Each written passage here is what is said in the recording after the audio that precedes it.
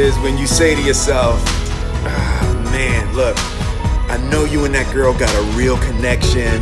I know y'all vibe, but that's your girl's cousin. So I love you too much to let you do that. It's like you say to yourself, hey man, look, I know you want to eat that pizza and it'll be really good, you know, but I can't let you eat that, man, because if you eat that pizza, you're going to feel like shit, you know, and I love you too much to let you eat that. Self-love is, hey, look, I know you got a test on Monday, you know, and I know you really want to go out with your friends. It's Saturday night, you want to go out, but if you fail that test, you're not going to feel good about yourself. You know, I love you too much to let you go out tonight. Self-discipline is self-love. If you want to be happy, you have to love yourself, which means you have to discipline your behavior. The road to sustained happiness is through disciplining your behavior. We tend to base our self-esteem on what other people think.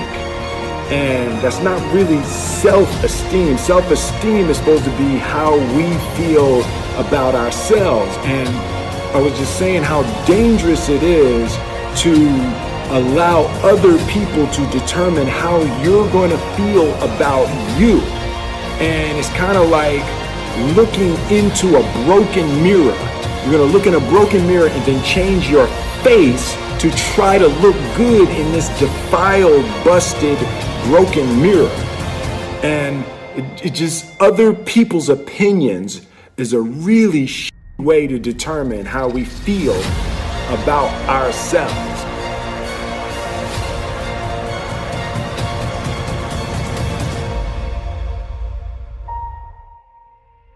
It don't matter whose fault it is that something is broken if it's your responsibility to fix it. For example, it's not somebody's fault if their father was an abusive alcoholic, but it's for damn sure their responsibility to figure out how they're going to deal with those traumas and try to make a life out of it. It's not your fault if your partner cheated and ruined your marriage, but it is for damn sure your responsibility to figure out how to take that pain and how to overcome that and build a happy life for yourself.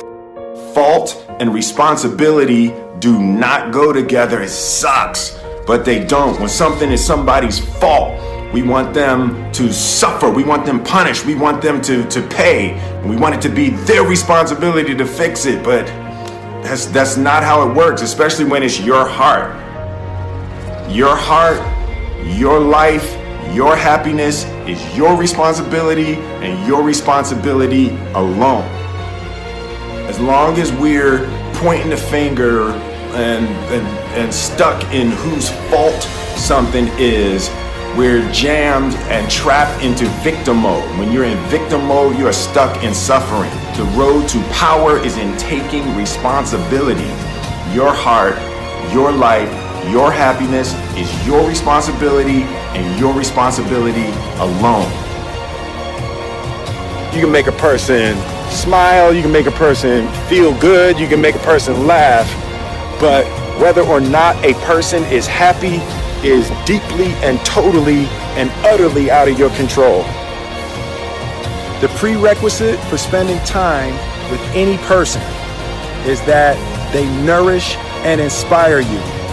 They feed your flame. Look at your last 5 text messages. Are those people feeding your flames or dousing your fire? Put your phone down for just a second and look around. Look to the people around you. Are those people throwing logs on your fire or are they pissing on it?